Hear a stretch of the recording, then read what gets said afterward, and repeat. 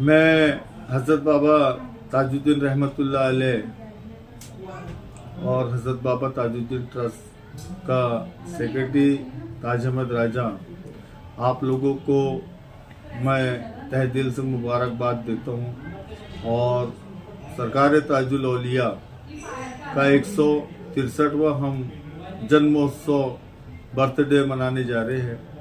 और अभी रात में 12 बजे सेलिब्रेट करेंगे। और इंशाल्लाह ताला कल हमारा जैसा हर साल हम लोग करते हैं कि बाबा के संदल यहाँ से ट्रस्ट कार्यालय ऑफिस से यहाँ से सुबह रस्में संदल की जो होती है वो यहाँ पर सुबह 10 बजे शुरू हो जाएंगी और उसके पश्चात शहर का गश्त करता हुआ पूरा जिस तरीके से हर संदल शाही संदल जाता है वो उस तरीके से पूरे शहर का गश्त करेगा और बाबा हुजूर के यहाँ पर चादर पेश की जाएंगी। और इसके बाद में हमारे यहाँ सुबह से लंगर की जो सेवा हम लोग यहाँ पर चलाते हैं ट्रस्ट की जानिब से, हज़रत बाबा ताजुद्दीन ट्रस्ट की जानिब से, वो सुबह और डेली हमारे यहाँ 300 दिन हमारे यहाँ लंगर की सेवा रहती है। और कल हम कुछ ज़्यादा ही बाबा के इसमें बढ़ चढ़ के हिस्सा लेते हैं और आने वाले श्रद्धालुओं के लिए बाबा के जन्मोत्सव में हमने काफ़ी इंतज़ाम किए और यहाँ पर किसी चीज़ की कोई तकलीफ़ यहाँ पर नहीं होंगी और सारा अमन और शांति और सुकून का यहाँ पर माहौल बना हुआ है। और बाबा हुजूर का फैज़ आम यहाँ से जो आम लोगों के ऊपर में उनकी जो कृपा बनी हुई है वो हम लोग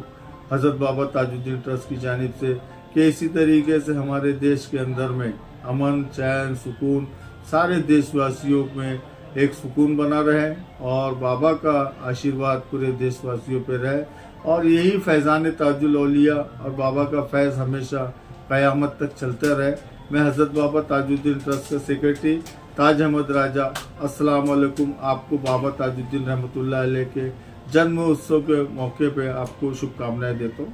समय पहले हमारे यहाँ पर जो धर्मशालाएँ हैं यहाँ पर हमारे यहाँ तो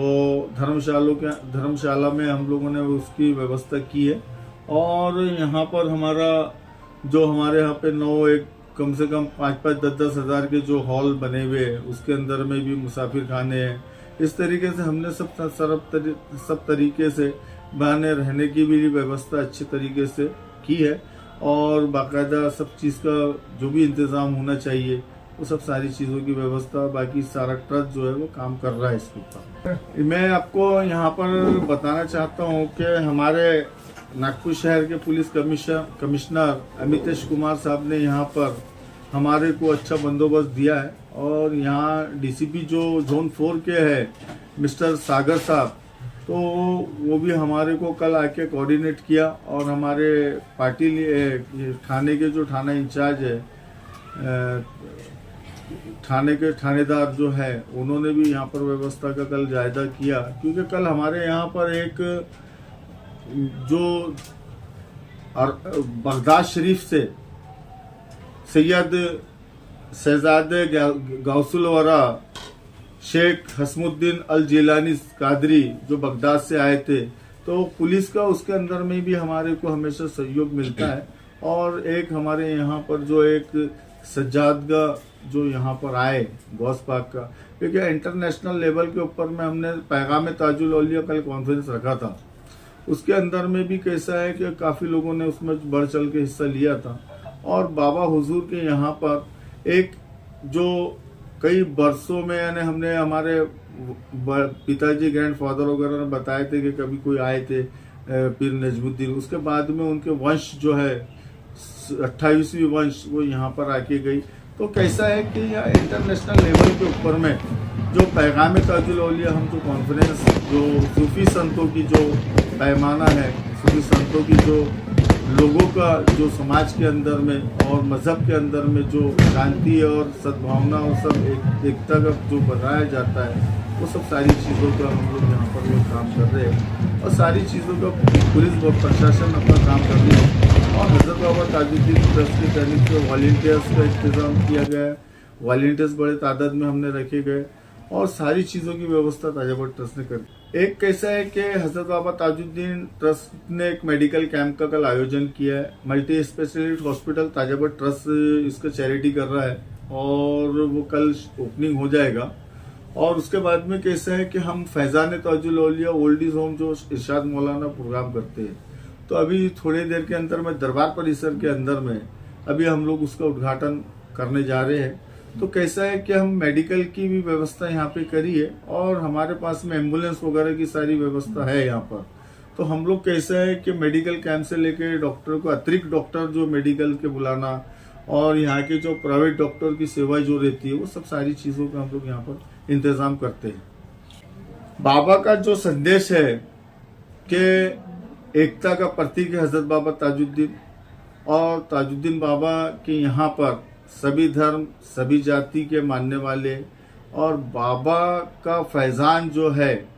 उन्होंने सारे लोगों को एक मुट्ठी में समेट के रखा है। यहाँ हिंदू है, ना मुस्लिम है, ना फारसी है, क्योंकि ये जो ट्रस्ट ताजुद्दीन बाबा के यहाँ ये वर्ल्ड में पहला ट्रस्ट है, हजरत बाबा ताजुद्दीन ट्रस्ट के